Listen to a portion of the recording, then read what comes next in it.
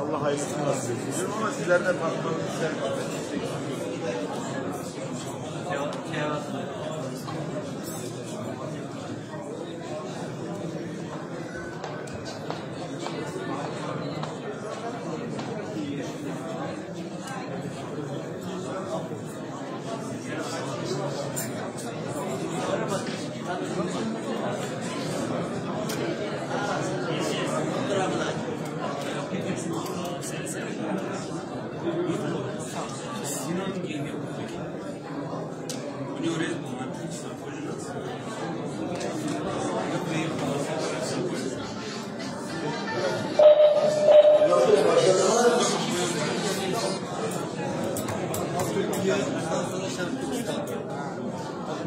Söyleyelim. Yapıyor.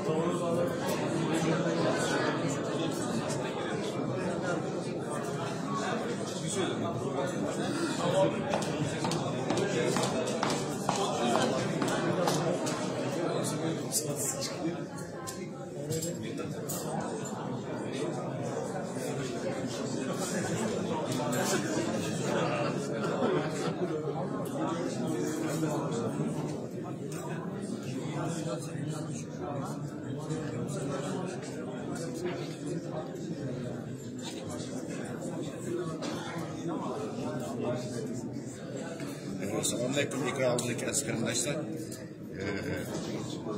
Bu ikramın lazım ya okul yastıklar falan programı azı Bursa'da. Bugün Türkiye'nin Bursa şehrinde Dünya Okul Dinki uyuşturucu bilen Uygur Yaşlıları Birleşik Kursu bugün resmi keşte Bursa keşte başını çaldı durdu. Birazdan gün başladı bu içiliş mürasimi. Bugünkü içiliş mürasimi Bursa şehrindeki şehir başkanı vekili, bazı partilerin parlamento azaları ve bazı hükümetlerin mesulleri, bugünkü bir yerdeki üniversitedeki yani direktörleri bulup bazı partilerin, siyasi partilerin vekilleri bulup yukarı denizde bazı milyonlar bir yerde bu işleyiş merasimine kendi ilişki başlamadı başladı ve resmi kuruz evde ne hesap topusu başlar şu Bursa şehirdeki bu münakabatı devam ediyor arkadaşlar. Biraz başına şey oturdu. Ben bu apayda şu kuruz katılışı şu fırsatlarımızın öde duruşu apaydan Gürmaniye'de geldim, bunu geldim. Sanki ustalarımızın Mahmut Han Köktepe İstanbul'dan geldi. ve Dünya Korkulki Vaktininki Reis Abdülhamid Efendim ve Vaktininki Mağur Reis'te Erkin Efendim, Şerif Efendim Bizim Kurultay Fondrinki Gerek Vakalet Abdurrahman Efendim Bizim Kurultay Fondrinki Efendimler hem İstanbul'un ataytamış yaşlarımızın medet düşüyor ki yanımızda otururuz inşallah başta biraz gün başında. Evet.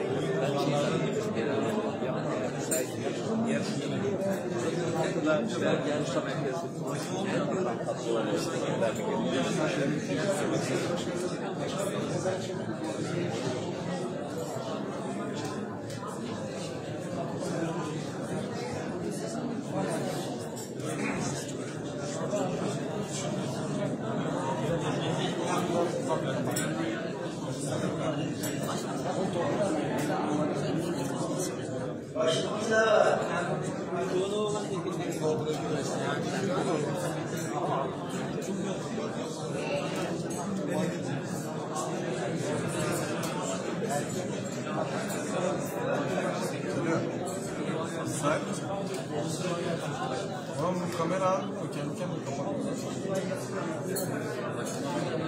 Yok normal böyle bunu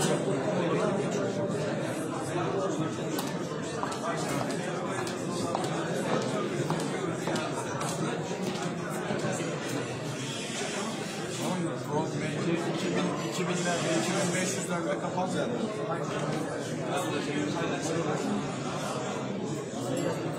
Bu şeylerde öyle o zaman. 2000'lerde, 2500'lerde onlarda olmuyor. Şeylerde bundan da geçecek.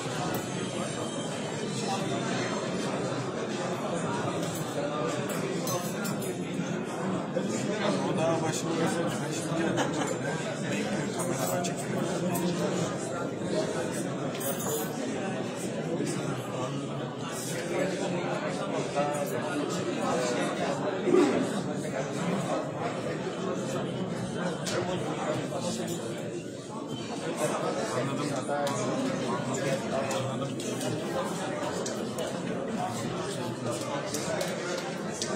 Bu sizin şeylerden devamlı var mı?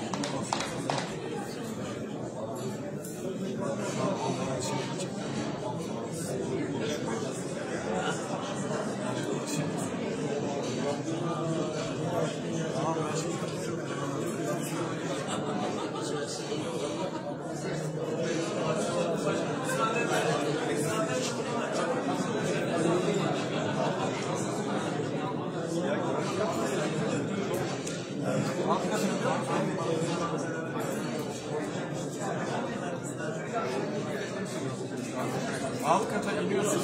Girişten geliyor.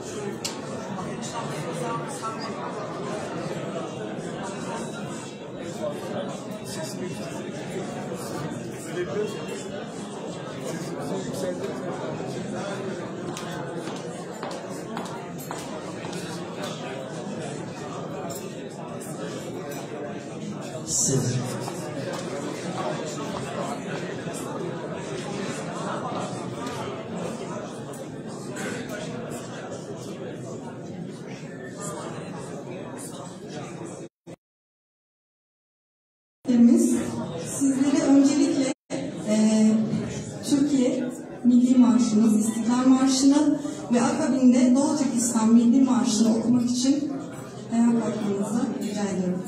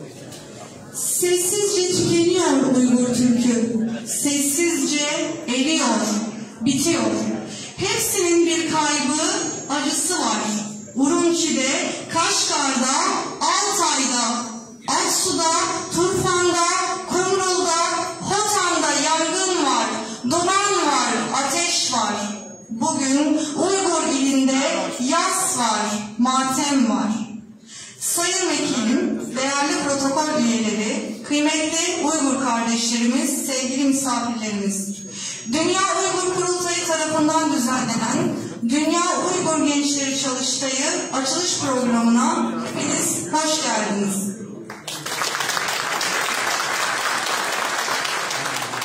Öncelikle bu programın hazırlanmasında emeği geçen değerli kardeşlerimizi sahneye davet etmek istiyorum izninizle. Dünya Uygur Kurultayı Gençlik Komite Müdürü Erkin Zun'un değerli arkadaşlarımızla sahneye davet etmek istiyorum. Dünya Uygur Kurultayı Gençlik Komitesi Müdür Yardımcısı ve Türkiye Gençlik Temsilcisi Abdülkadir Uygur, Dünya Uygur Kurultayı Kadınlar Komitesi Müdürü Zümretay Arkın, Dünya Uygur Kurultayı Berlin Ofis Direktörü Gayur Kurban, kendilerine bu programın hazırlanmasındaki emeklerinden dolayı çok teşekkür ediyoruz. Ayrıca Dünya Uygur Kurultayı Merkez Ofis görevlilerine de ayrıca teşekkür ediyoruz. Sağ olun, var olun.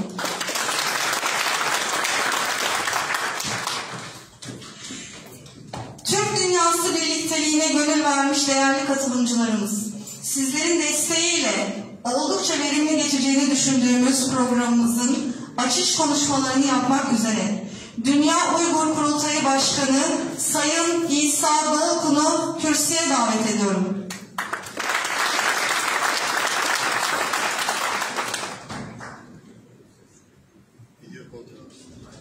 Başlayalım bulamda. Selamun Aleyküm. Aziz misafirlerimiz olma, hanımlar, efendiler, dostlar. Dünya Uygur Kurultayı Martça Komitemiz tarafından kuruluşturulan Uygur Yaşlarını Birleş hepinize hoş geldiniz. Bizden Yaşlar Komitesimizden müdür Erkin Bey'e Türk yaşlarımız misafirler doğal Üniversitede şunun da sizlerden bu soru dikkatli bir şekilde yaptırmayın. Çok değerli misafirler, sayın milletvekilleri, belediye başkanı, konuşmacı arkadaşlar ve diğer katılımcılar, Dünya Uygur Kongresi Gençlik Kolları'nın organize etmesiyle ve Bursa Büyükşehir Belediyesi, Osman Gazi Belediyesi ve Yusuf Yüzler Derneği'nin yardımları halklarıyla düzenlenmekte olan Doğu Türkistan Gençlik Seminerine hoş geldiniz. Gönül isterim ki bu güzel etkinlikte sizinle beraber bizzat katılmayı çok istiyorduk ama maalesef katılamadım. Ben buna Amerika'dan, Washington'dan katılıyorum. Dün Washington'dan geldim. Şimdiden beri dünyanın her yerine uzandığı gibi Türkiye'nin de dış politikasına bayağı uzanmış bir durumda. Onun için Türkiye'ye girme yasağı 2008 senesinden itibaren devam ediyor. Ankara İdari Mahkemesi tarafından kaldırılmış olmasına rağmen ama hala Türkiye'ye giremiyorum. İkinci vatanım Türkiye'ye gidememeden hasretini çekiyorum. İnşallah bunlar da düzelecek. Bir gün sizlerle aynı yerde yüz yüze böyle bir görüşme, böyle etkinliklerde beraber olmayı çok arzu ediyorum ve bunun da yürekten inanıyorum. Şimdi Dünya Uygur Kongresi'nin bu defa Türkiye'de düzenleyen bu gençlik semineri 22. eğer yanlış olmasa, şimdi 2007 senesinden itibaren Dünya Kongresi sürekli halde dünyanın değişik bölgelerinde, şehirlerinde gençlere yönelik, Doğu Türkistan dava insanlara yönelik uluslararası hukuk ve bu konularda lobi çalışmaları konuda sürekli böyle seminerler düzenlemeye gelmişiz. Türkiye'de ikincisini yapıyoruz. 2018 senesinde İstanbul'da yapmıştık. Şimdi Türkiye'deki bu konudaki çalışmamızın ikincisi. Gerçi ben kendim burada olamasam bile ama bizim genel başkan yardımcılarımızın Doktor Erkin Ekrem ve Erhan Muhammedi arkadaşlarımız bana temsilen burada sizlerle beraber olacak. Şimdi bildiğiniz gibi Doğu Türkistan bir kan alıyor. Doğu Türkistan'da bir yaşam mücadelesi devam ediyor. Şimdi Çin hükümetinin Doğu Türkistan'daki bu ayrılıkçı politikası, soykırım politikası, asimilasyon politikası yeni bir olay değil. 1949 senesinde Çin Doğu Türkistan'ı ıslah ettikten itibaren Doğu Türkistan'daki bu asimilasyon politikası hiç değişmeden devam ede gelmişler.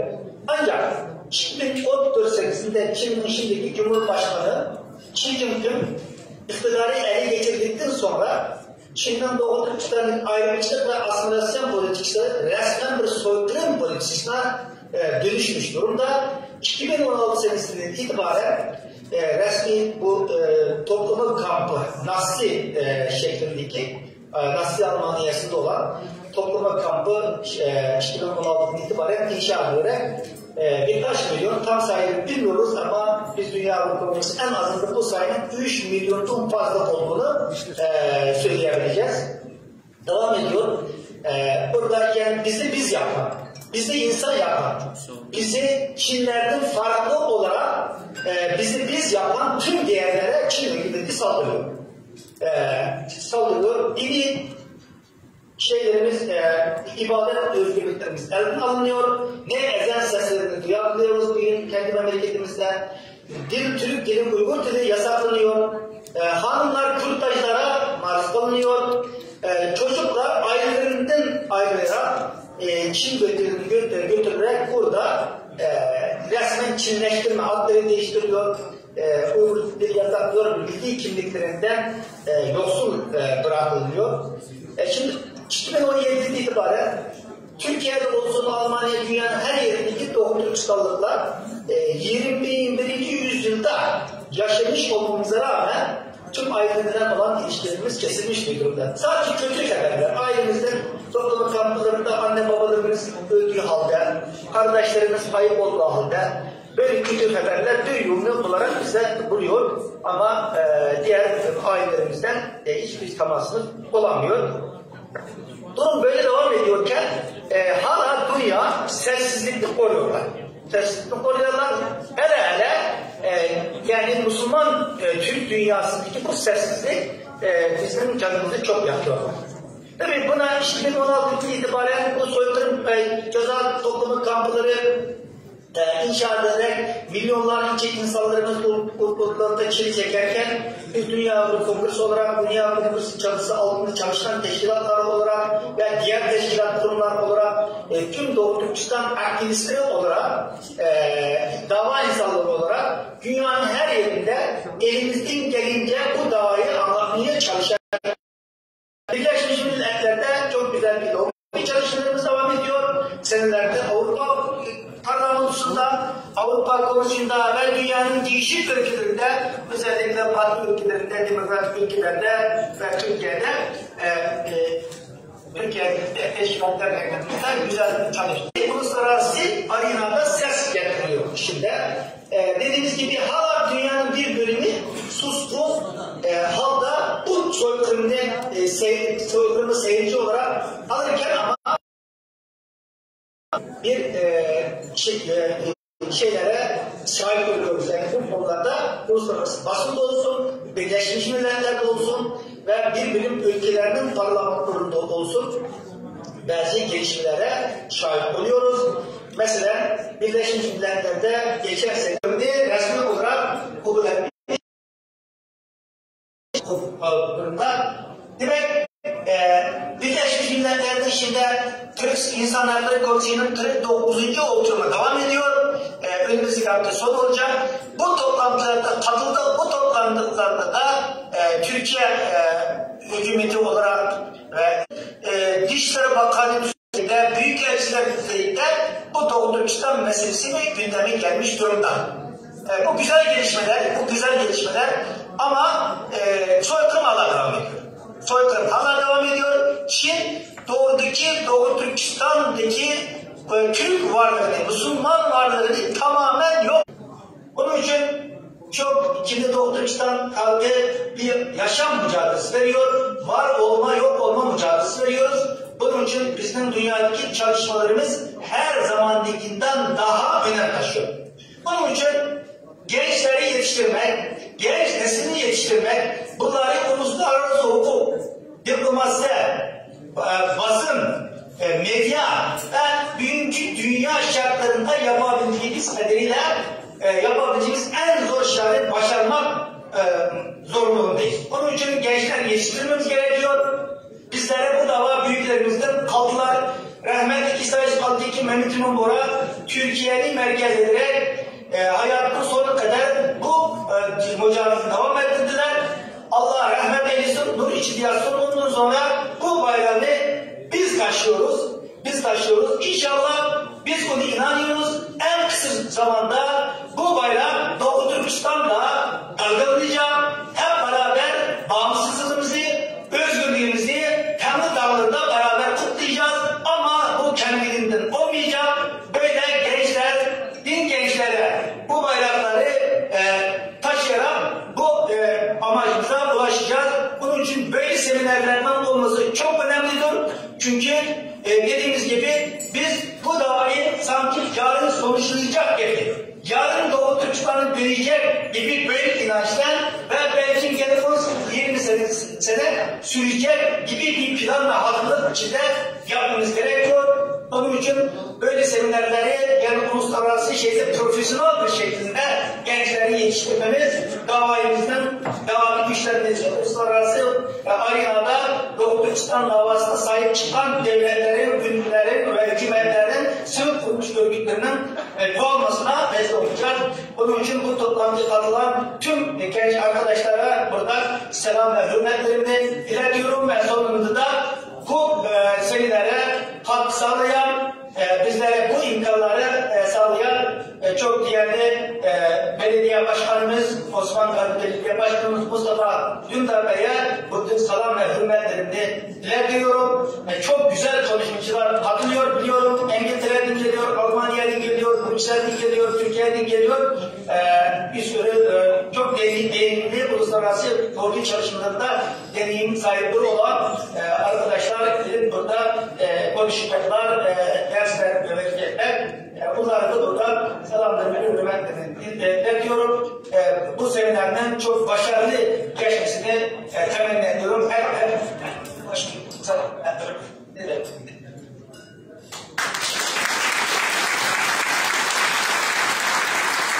Konuşmalarından dolayı başkanımıza teşekkür ediyoruz.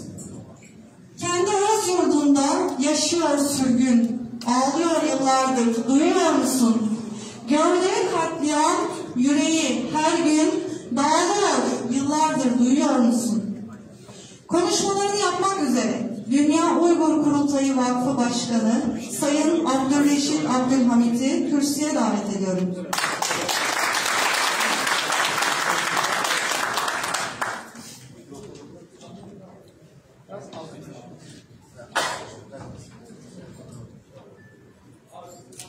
Sayın Milletvekilim, değerli direktörlerim, sivil toplum kuruluşlarının değerli temsilcileri, sivil toplum örgütlerinin hanım temsilcileri, hanımefendiler, beyefendiler, değerli hemşehrilerim, hepinize saygıyla selamlıyorum. Burada Dünya Uygur Kurultayı'nın gençleri eğitim programının açılış töreninde bulunmaktayız.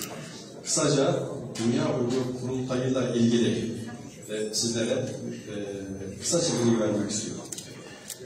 Bilindiği üzere 1949 senesinde Komünist Çin yönetimi Doğu Türkistan'ı işgal etti. Doğu Türkistan işgal edildikten sonra bir kısım Doğu Türkistanlılar vatan için vatandan ayrıldık şiarıyla Doğu Türkistan'dan ayrıldılar. Bir kısım 1953 senesinde Türkiye'ye geldi, Suudi Arabistan'a gittiler. 1954 senesinde Suudi Arabistan'ın Tayyip şehrinde birinci Doğu Türkistan Milli Şurası gerçekleştirildi. Aradan uzun bir süre geçtikten sonra 1991 senesinde Sovyetler Birliği'nin dağılmasıyla 1992 senesinde İstanbul'da Doğu Türkistan Milli Kurultayı tertip edildi. Ve 1998 yılında yine Doğu Türkistan Milli Merkezi tesis edildi. 1999 yılında Almanya, Münih'te Doğu Türkistan Uyguristan Milli Kurultayı açılmış oldu. Ve son olarak 2004 senesinde bütün teşkilatların ortak konsensüsüyle Dünya Uygur Kongresi adı altında bir organizasyon kurulmuş oldu. Bu organizasyonun merkezi Almanya'da. Şu an dünyada 20'den fazla ülkede 40'tan fazla teşkilatın şemsiye kuruluşu olarak faaliyet yürütmektedir.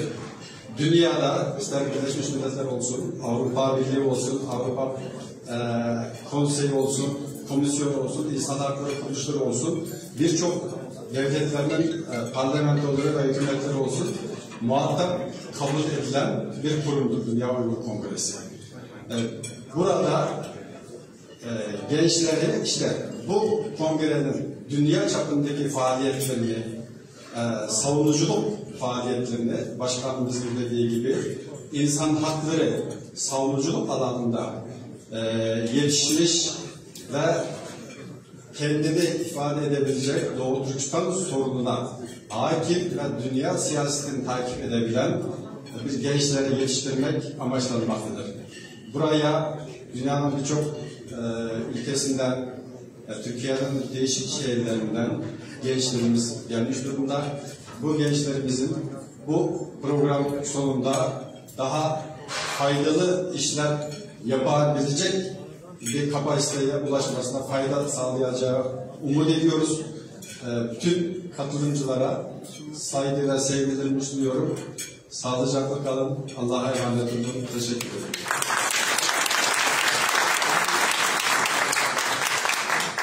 Konuşmalarından dolayı başkanımıza teşekkür ediyoruz. Aramızda bulunamayan misafirlerimiz, davetlilerimiz var. İzninizle onların mesajlarını sizlere iletmek istiyorum.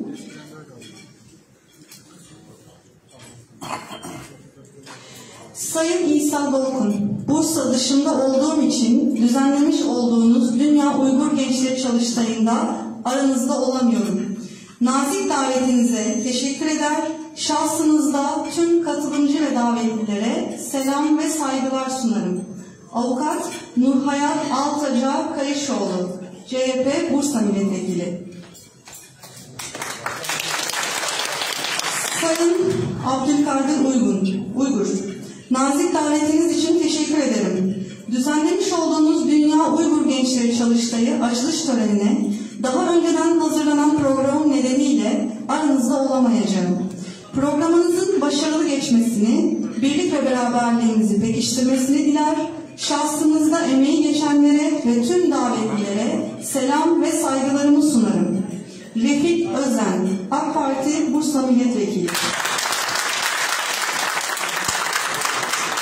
Sayın İsa Dolgun, göndermiş olduğunuz nazik davetiniz için teşekkür ediyorum. Yoğun programlarım nedeniyle davetinize katılamayacağımı üzülerek belirtirim. Başta şahsınıza olmak üzere Dünya Uygur Gençleri Çalıştayı'na iştirak eden tüm değerli konuklara selam ve saygılarımı sunuyorum. Hakan Çavuşoğlu, Türkiye Büyük Millet Meclisi İnsan Hakları İnceleme Komisyonu Başkanı, Bursa Milletvekili.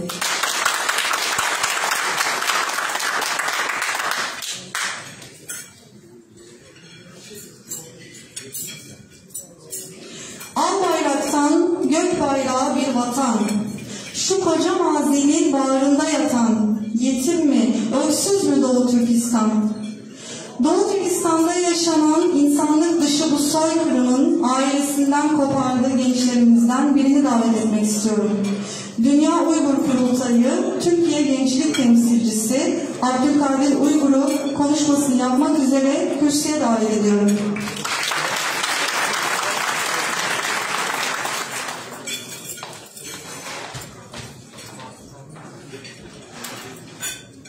Herkese hürmetle selam diyorum. Güneşin doğduğu salon battığı yerden geliyorum ben.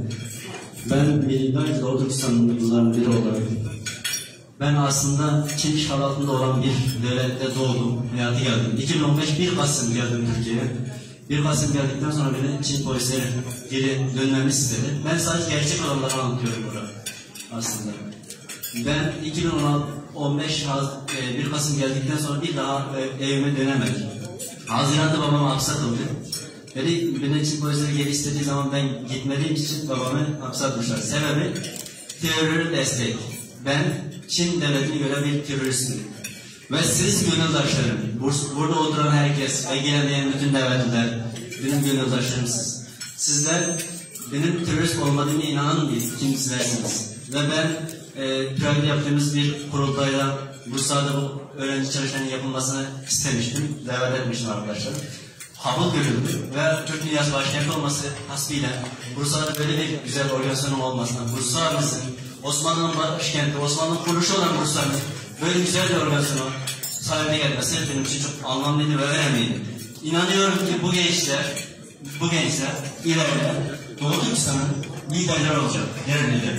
İnanıyorum ki bu gençler ileride Özgür Doğu Türkistan'ın kurulcuları olacak. İnanıyorum ki burada eğitim alan ve bunun gibi eğitimlere destek verenlerin de bu emeği bir zamanlar gördüğü zaman diyecek ki bu gençler bir zamanlar oturmuşum. Bakın kendi özgürlüğüne kavuştu. Diyecek ki destek verenler, müdür verenler, biz bunlar beraber yol yürümüştük, fethettik, özgür olduk diyecekler. Ben buna inanıyorum, bunu inanarak yaşıyorum. Ben bunu yanılsaydım ben bu kadar hayatta kalamazdım. Çünkü benim babam 2016 Haziran'dan beri sebepsiz yere hapse atılmıştır. Şu an hayatta mı değil mi bilmiyorum.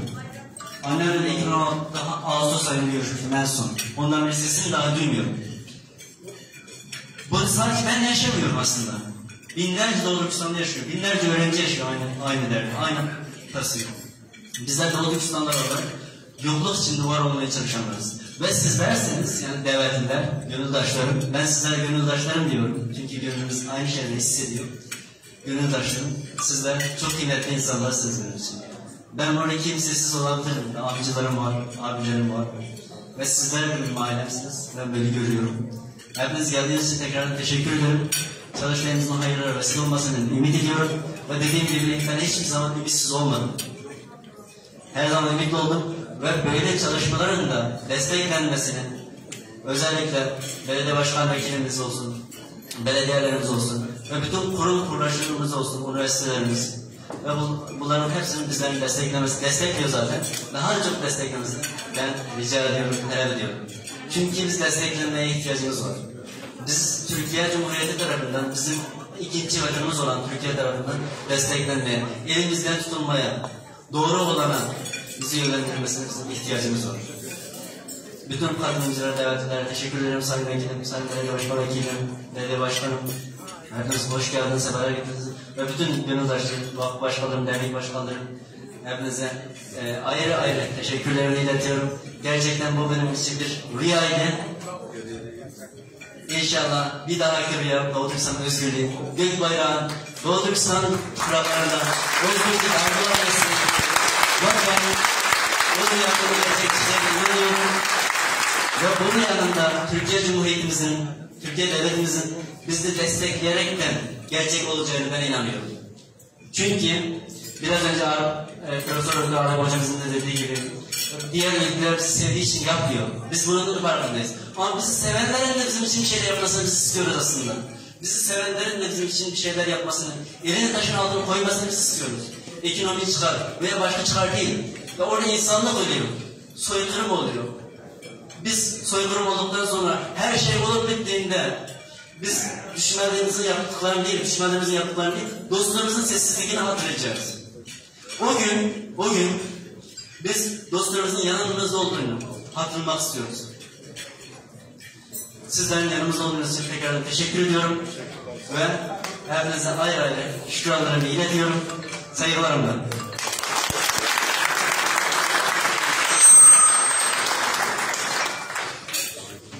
Abdülkadir Uygur'a konuşmalarından dolayı teşekkür ediyoruz. Konuşmalarını yapmak üzere Bursa Uludağ Üniversitesi Türk Devletleri ve Akraba Toplulukları Uygulama ve Araştırma Merkezi Müdürü Sayın Doçent Doktor Erdem Özdemir'i kürsüye davet ediyorum.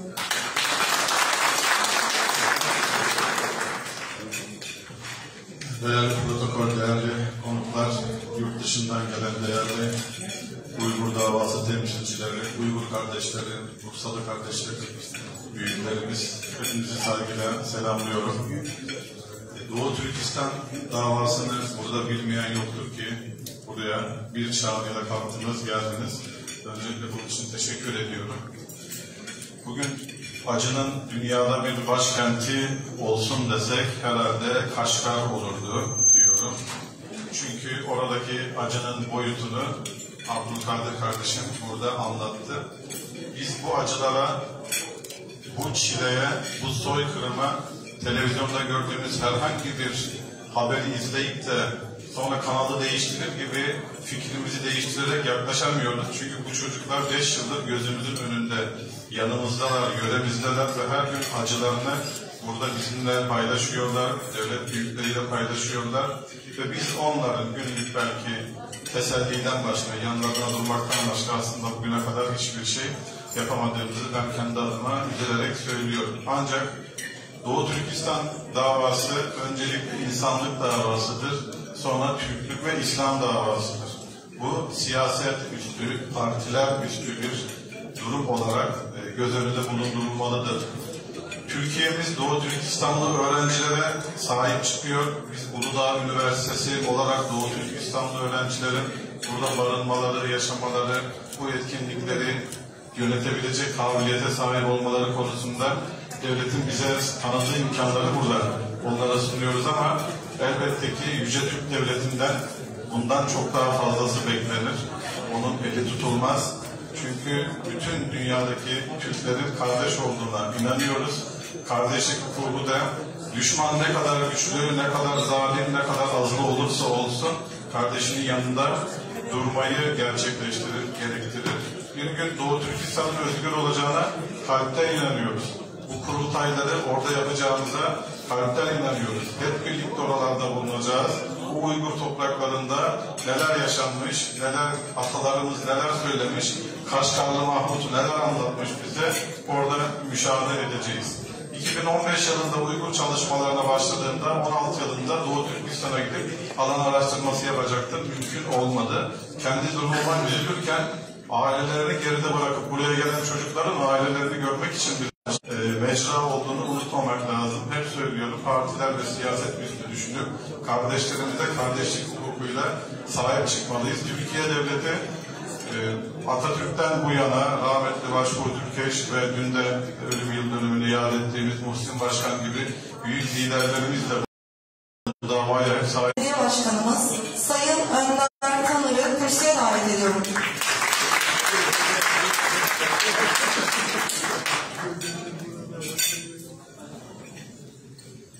Sayın Milletvekilim, Sayın İl Başkan Yardımcım, kıymetli Direktör Hocam, STK'ların temsilcileri, kıymetli hanımefendiler, beyefendiler, genç kardeşlerim, öncelikle ben sizleri saygıyla selamlıyorum.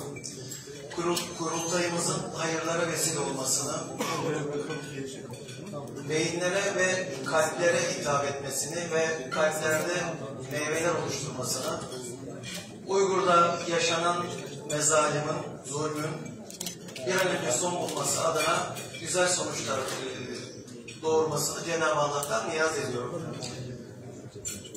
Ben bir süredir Uygurlu öğrenci kardeşlerimizle derneğimiz vasıtasıyla Veysel Bey başkanlığında bir araya geldim değişik vesilelerle. Açıkçası öğrenci kardeşlerimizle bir araya gelmezden önce kafamdaki bilgiler, edindiğim izlenimlerle bir araya geldikten sonra bambaşka olayların olduğunu, yaşanan mezalimin ne kadar derin ve ne kadar acı olduğunu açıkçası daha önce fark etmemiştim. Zaman zaman bir araya geliyoruz farklı vesilelerle, yine inşallah gelmeye devam edeceğiz. Yüzyıllar, belki bin yıllar boyunca Anadolu bu tarz sıkıntı yaşayan, zulme uğrayan pek çok milletin, farklı milletlerin aslında ev sahipliği yapmış, onlara kol kucak olmuş, kucak açmış bir coğrafya.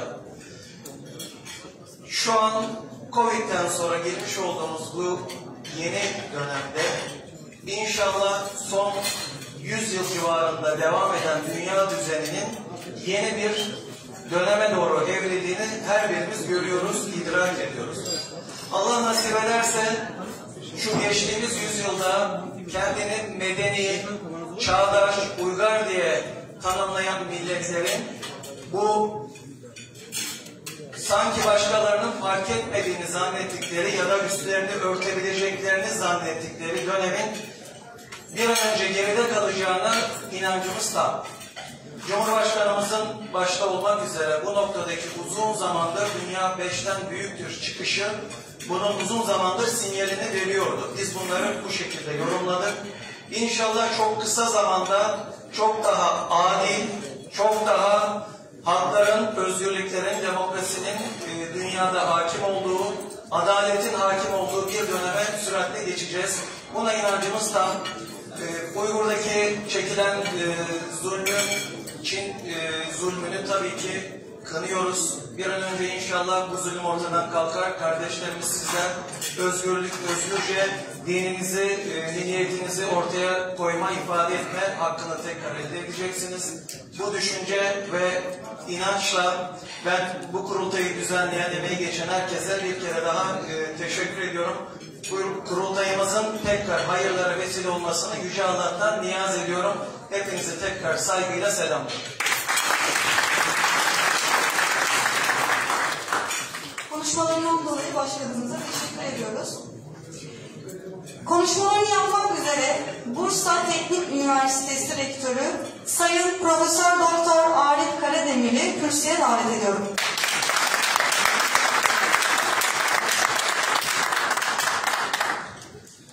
Sayın Vekilim, Sayın Başkanım, Başkanlarım, değerli Uygur Türk kardeşlerim, sevgili konuklar, hepinize hayırlı akşamlar diliyorum. Programın hayırlara vesile olmasını diliyorum. Biraz önce genç kardeşimizle konuştuğumuz gibi ilginçtir. Amerika, Çin'in yaptığı, Doğu Türkistan'da yaptığı şeyleri kınıyor aslında. Ama bunu çok Uygur kardeşlerimiz sevdikleri için yapmıyor. Bunu hepimiz biliyoruz. Çin'i sevmediği için. Yani Türkiye'de ve dünyada çok olaylara baktığımız zaman insanlık standartları, medeni kurallardan ziyade çıkar ilişkilerine göre pozisyon alan davranışlar. En iyisi de böyle. Yani bunu yaparsam bana ne faydası olur, bunu yaparsam bana ne zararı olur gibi bakılıyor. Dolayısıyla Uygur meselesini diline dolayan ve kullanan ülkelerin de çok sağlıklı ve çok iyi niyetli olduğunu düşünmüyorum aslında. Bu anlamda en safiyane ve en dostane davranan ülkenin sadece Türkiye Cumhuriyeti olduğunu düşünüyorum. En safiyane. Dolayısıyla biraz önce başkanımızın dediği gibi yüzyıllar boyunca gerçekten Türkiye Cumhuriyeti etrafında şu anda da var. Bir ateş çemberi varken bu ateş çemberinden kaçan sadece Türk değil, başka din ve ırktan insanların sığındığı bir vaha, bir kurtuluş adası gibi işlem görüyor. Onun için Türkiye Cumhuriyeti'nin kuvvetlenmesi lazım. Bu zulme karşı mücadele etmek için Türkiye Cumhuriyeti Devleti'nin lokomotif olarak, öncü kuvvet olarak kuvvetlenmesi, sonra bu lokomotifte diğer vagonlarında veya diğer lokomotiflerine katılması gerekiyor. Bunu yaparsak yapacağız. Yoksa baştan şu anda nasıl böyle oluyor, ah denen ülkeler de aslında bu kervana, bu zulüm gören kervana katılacak. Yani bu Amerika, Çin'i kınayan Amerika, Japonya'ya atom bombası attıktan sonra biliyorsunuz, Japonya'nın eğitim modelinden ilkokulda, Sayın Başkanım, değerli konuklar, çalış yoksa ölürsün repliği çocuklara öğretiliyor. Biz de Uygurlu kardeşlerimize ve bütün mazlumlara yardım etmemiz lazım. Yoksa sıra bize gelecek. Buna böyle bakmamız lazım. Ve bu haklı mücadelenin başarılı olacağına biz inanıyoruz. Sadece mesele zaman meselesi. Eğer sahiplenirsek daha kısa zamanda güzel sonuçlara ulaşacağız. Sahiplenmesek daha uzun süre olacak ama eninde sonunda bir şekilde bu özgürlük ve hak davası başarılı ulaşacaktır. Ve bu anlamda genç kardeşlerim Türkiye'de ve dünyanın birçok yerinde mücadele eden, sevdiklerini göremeyen, akıbetlerini bilemeyen kardeşlerime Allah güç kuvvet versin, sabır versin diyorum. Orada mücadele eden kardeşlerimize, zulme uğrayan insanlarımıza da Allah yardım etsin. Allah bizlere de akıl versin, fikir versin, birlik ve beraberlik versin ki bu zulmü beraber durduralım diyorum. Bu mücadelede tabii ki yapılan zulümler, zulme uğrayan insanların ilk önce birinci derece bilinçlenmesi ve aktif çalışmasıyla ancak geri düzülmektedir. O anlamda eğitim ve bilimsel konular ve uluslararası alanlarda yapılan çalışmalar bu davanın daha fazla duyulması ve genç kardeşimizin dediği gibi yarın bu mücadelede bulunan gençlerin ülkelerinde bir lider olarak geri dönmeleri, geri tekrar bir fethi hareketi yapmalarında çok önemli stratejik bir sürecin parçasıdır. Bu anlamda biz de Bursa Teknik Üniversitesi'nde fazla arkadaşımız yok aslında biliyorsunuz ama kardeşlerimize elimizden gelen ne varsa yardım edeceğimize, etmeye çalıştığımızı bilmenizi isterim. Programın hayırlara vesile olmasını diliyorum. Tekrar zalimler için yaşasın cehennem diyorum.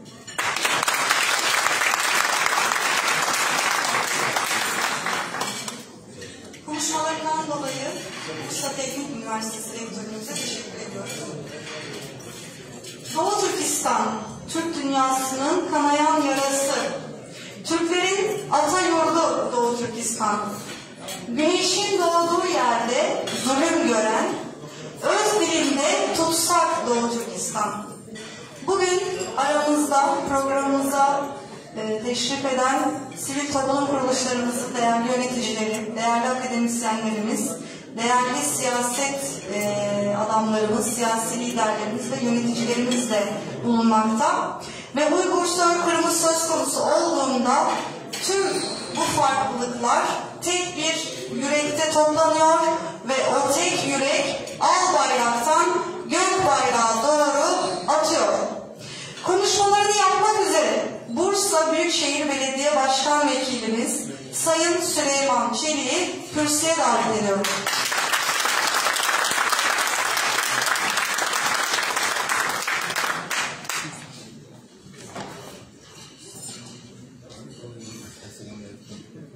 Çok değerli milletvekili, saygıdeğer rektör hocam, çok değerli il başkan vekilim, Kesterimizin çok değerli belediye başkanı, yurt içinden ve yurt dışından gelen çok değerli misafirlerimiz, saygıdeğer gençler, hanımefendiler, beyefendiler, ben de sizleri hem şahsım hem de çok değerli Büyükşehir Belediye Başkanımız Sayın Ali Aktaş Beylerin selamlarıyla selamlıyor. Tekrar hepinize hoş geldiniz. Evet, Uygur. Medeniyetlerin buluşma noktası 2022 Türk Dünyası Kültür Başkenti Bursa'dayız. Korkut Ata'nın torunları olarak burada buluşmanın bahtiyarlığını yaşıyoruz. Bizler atamızın telkisine binerken gönlümüze Türkistan'ı da alıp Anadolu'ya geldik. Ama ata topraklarını hiç unutmadık. Gönlümüz her daim dünyanın dört bir yanına yayılmış büyük Türk milletiyle birlikte oldu. Koca bir çınarın farklı coğrafyalara yayılmış dalları gibiyiz. Dalların birleştiği kök ise aynı, Türk olmak. Dilimiz bir, dinimiz bir, kültürümüz bir, töremiz bir, derdimiz bir, kederimiz bir, sevincimiz bir, mutluluğumuz bir ve kaderimiz bir. Dünyada yaşanan savaşların, acıların, gözyaşlarının, zulümlerin bitmesi hepimizin ortak temennisi. Uygur Türklerinin uzun yıllardır yaşadığı ve dünyanın sessiz kaldığı bir zulüm var ortada. Bunun son bulması için çabalamak, vicdan sahibi herkesin derdi olmalıdır. Dünya Uygur Kurultayı tarafından gerçekleştirilen Dünya Uygur Gençleri Çalıştayı bizlere de umut olacaktır. Çünkü yarınların daha güzel olması için gençlere çok iş düşmek. Gözyaşlarını sizlerin dindireceksiniz. Gözyaşlarını sizler dindireceksiniz. Acıları sizler bitireceksiniz. Dünyaya barışı sizler yayacaksınız. Bu duygu ve düşüncelerle Çalıştay'ın başarılı, hayırlara vesile olmasını diliyorum ve sizleri tekraren en kalbi duygularımla selamlıyorum. Allah'a emanet olun.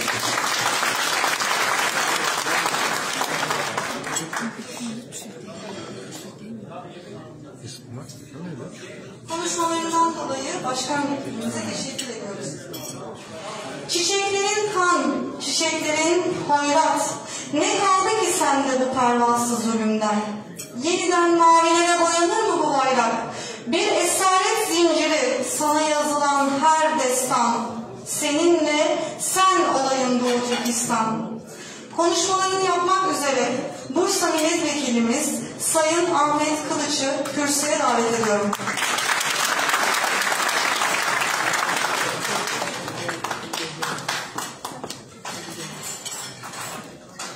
Dünya Uygur Kurultayı'nın çok değerli üyeleri, başkanları, çok değerli Büyükşehir Belediye Başkan Vekilimiz, Kestel Belediye Başkanımız, Teknik Üniversitemizin çok değerli rektörü, sivil toplum kuruluşlarımızın çok değerli temsilcileri, ben de kurultayımız vesilesiyle hepinizi saygıyla, hürmetle, muhabbetle selamlıyorum.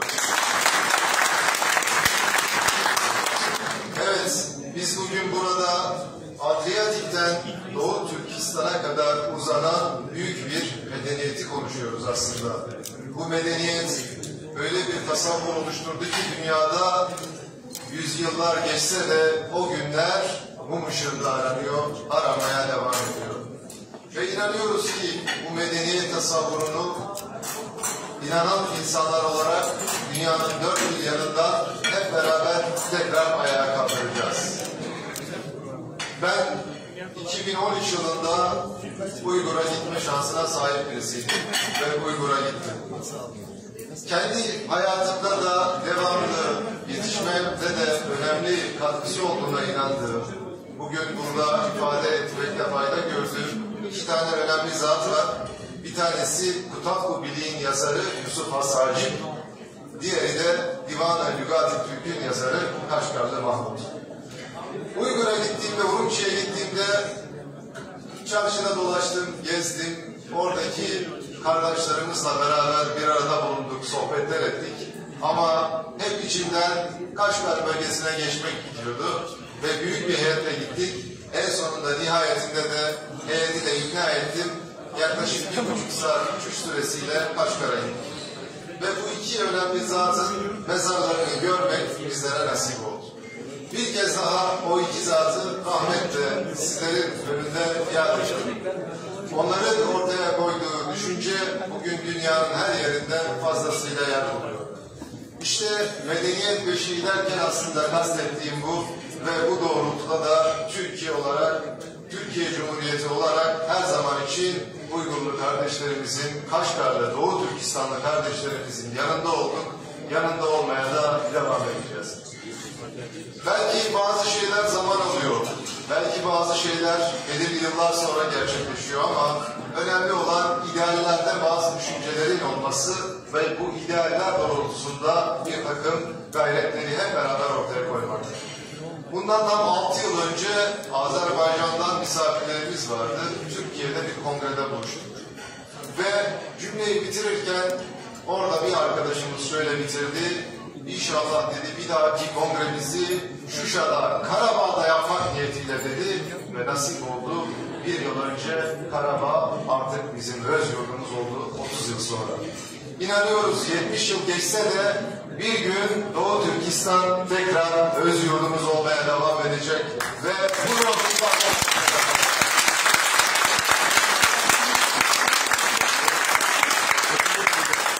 bu vesileyle Abdülkadir Abdülkadir Bey'i ben tekrardan burada yaptığı organizasyon vesilesiyle tebrik ediyorum. Kendisi anıları bizlere tazeledi. Biz de orada çarşıda buluştuğumuz pek çok kardeşimizle konuştuğumuzda aynı şeyleri bizlere ifade etmişlerdi. İnşallah bu kurultayların daha da güzelleşerek devam etmesini Cenab-ı Allah'tan diliyorum. Hepinize saygılarımı, hürmetlerimi sunuyorum. Tekrar hoş geldiniz diyorum.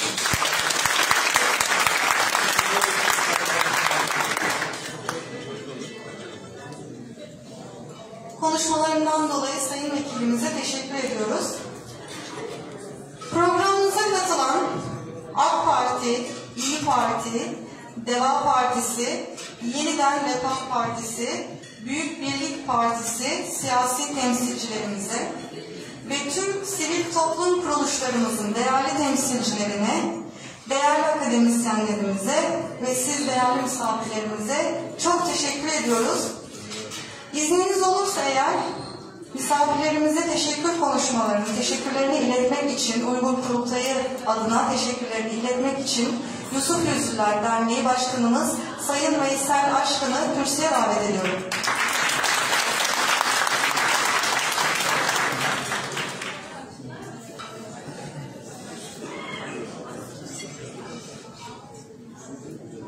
Kıymetli misafirler, yurt dışından, yurt içinden katılım sağlayan değerli kardeşlerimiz, hanımefendiler, beyefendiler,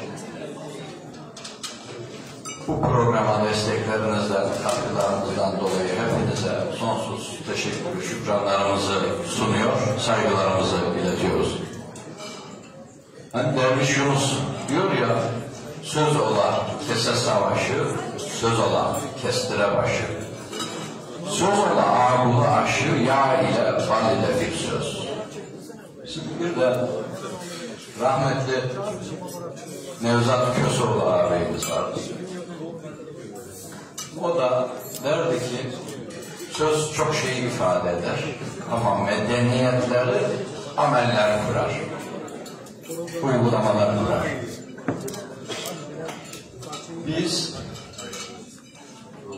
bir kısmımızın hala da Sincan diye, yani kazanılmış bölge diye ifade ettiği, Türkiye'nin 2,5 katı toprak büyüklüğüne sahip,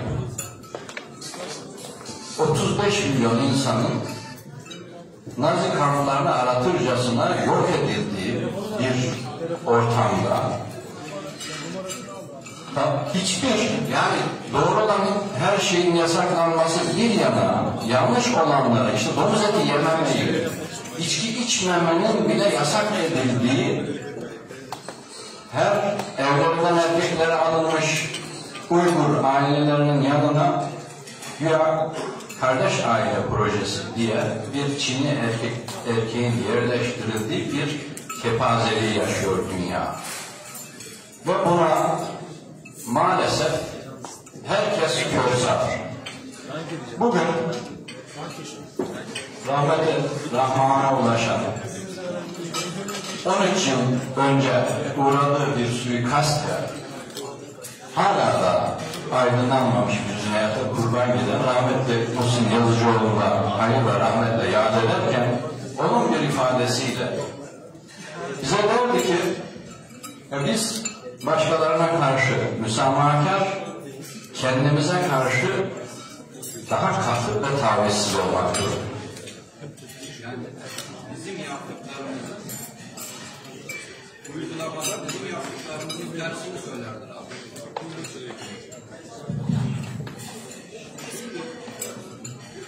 Uygulamada bizim yaptığımızın tersini söylerdi. Başkalarına karşı müsamahakar, kendimize karşı daha katı, daha tavizsiz olmak durumundayız.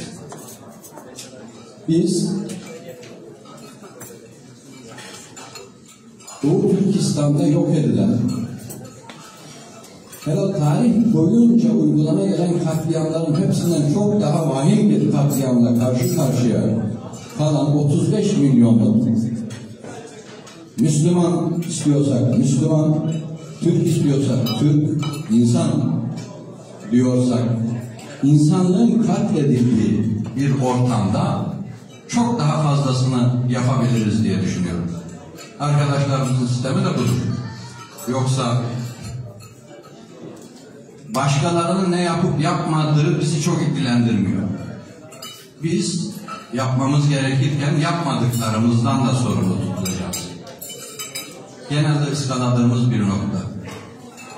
Bu, yani Bursa'nın Türkiye'deki bütün iller içerisinde Bursa'nın şöyle bir avantajı var. Buradaki Uygur kardeşlerimiz, öğrenci kardeşlerimiz, yerleşik aile pek yok. Çok sınırlı sayıda var. Yaklaşık 120 civarında öğrenci arkadaşımız var. Bu arkadaşlarımızın Bursa'da hemen hemen sesini duyurmadığı hiçbir alan kalmadı. Ve bu manada salondaki renklilikler, dışarıdaki yapılan faaliyetlere katkı sunan çeşitlilikler, Uygur Türklerinin uğradığı katliamda siyasi farklılıklarımızı, farklı mezhep, meşrep ve tonlarımızı, farklı usul ve üsluplarımızı bir kenara bırakarak hep beraber yanlarında olduğumuz bir dava olması ve bu hale getiren buradaki öğrenci arkadaşlarımızın gayreti sayesinde başka illerdeki ihtilaflar burada yok. O yönüyle oldukça güzel bir ortam. Başka illerdeki farklı siyasi yaklaşımların yansıtılması şeklinde bu kardeşlerimizin zayıf bırakılması gibi bir hadise Bursa'da yok. O yönüyle de güzel.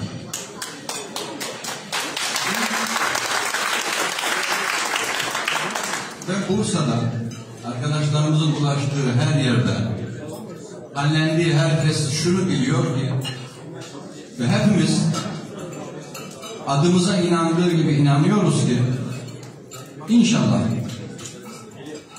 bu kadar zulmün devam edebilmesi mümkün değil. Bu kadar zulmün uzun süre devam edebilmesi mümkün değil. Biz muhtemel çok uzun olmayan bir süreçte Çin'in bu yaptığı zulmün bir bedelinin ödetileceğini ve oradaki arkadaşlarımızın nasıl ki biz burada al bayrağının altında hür ve onurlu bir şekilde yaşayabiliyorsak onlar da gök bayrağının altında hür ve onurlu bir şekilde çok uzun olmayan bir sürede yeniden yaşayacaklar, yeniden eski hallerine dönecekler.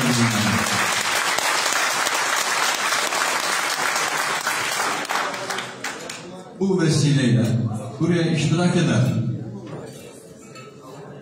siyasi kanaatlerini kapının önünde bırakarak içeri gelen ve buradaki mağdur, mazlum kardeşlerimizin bu mağduriyetinin yanında aktif olarak yer alma noktasında da herhangi bir tereddüt taşımayan bütün sivil toplum, siyasi parti temsilcisi kardeşlerimize, akademisyenlerimize, yerel yöneticilerimize, sair kesimlerden gelen iştirakçı kardeşlerimize teşekkür ediyor. Desteklerinin devamını diliyor. Arkadaşlarımızın gayretlerinin neticeye ulaşacağı günü ümitle bekliyor. Hepinize saygılar, hürmetler sunuyorum.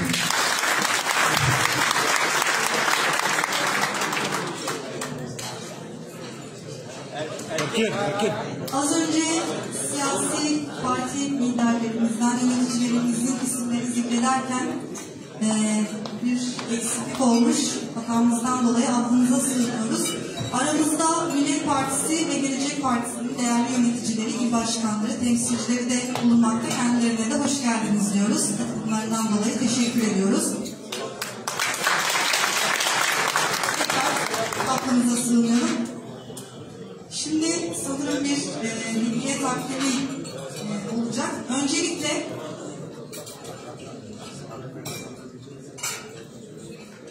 Bursa Belediye Başkan Vekilimiz Sayın Süleyman Çiğli'ye bir hediye takdimimiz olacaktır.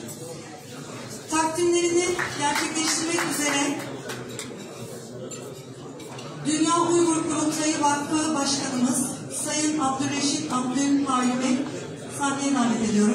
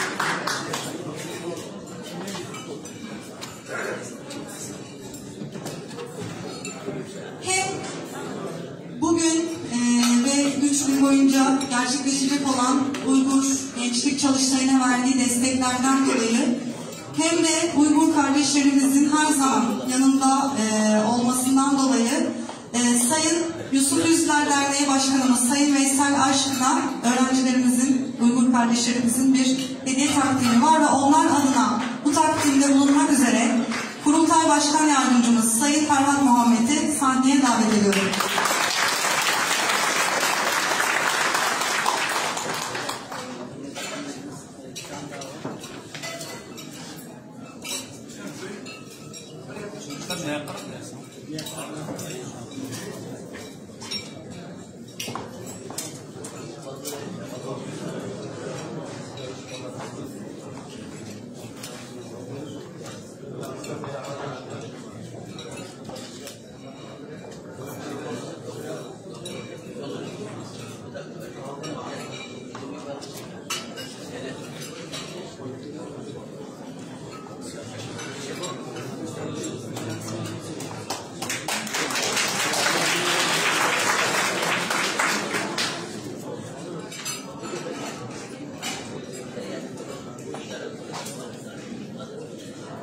Kurultay programımıza katılımından ve kurultayımıza verdikleri destekten dolayı Bursa Milletvekilimiz Sayın Ahmet Kılıç'a yine Uygur kardeşlerimizin bir hediye takdimi olacaktır.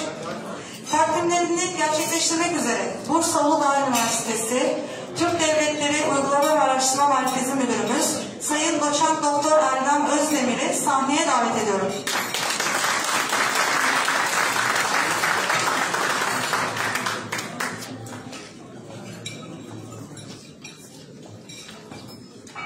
Sen mi yaptın? Sen mi yaşıyorlar? Bayağı çıkarttı yani. Abi bu sana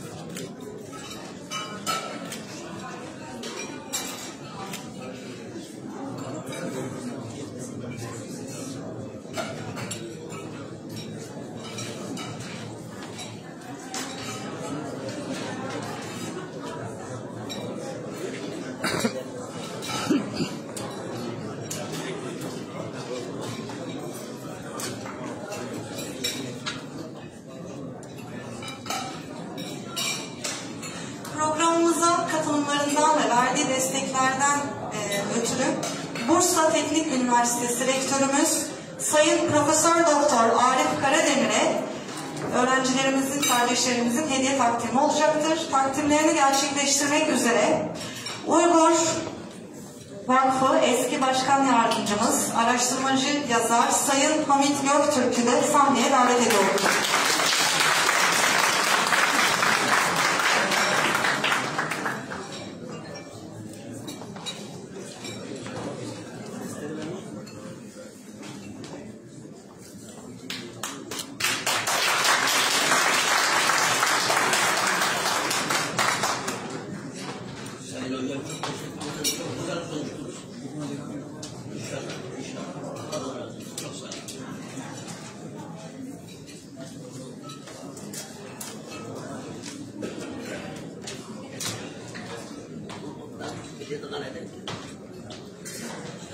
Değerli misafirlerimiz, programımıza katılımlarından ve verdiği desteklerden dolayı Kestel Belediye Başkanımız Sayın Önder Tanır'a hediye takdimimiz olacaktır. Takdimlerini gerçekleştirmek üzere Uygur temsilcimiz Abdülkadir Uygur'u sahneye davet ediyorum.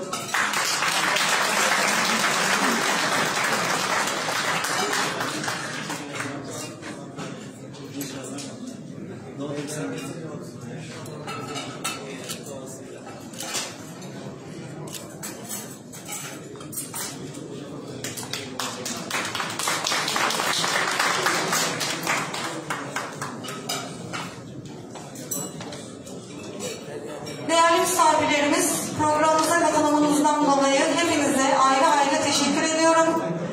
Uygur Kurultayı tarafından düzenlenen Uygur Gençlik Çalıştayı'nın sizlerin nezdinde hayırlara vesile olmasını diliyorum ve devamını Allah'tan diliyorum. Hepinize tekrar teşekkür ederiz.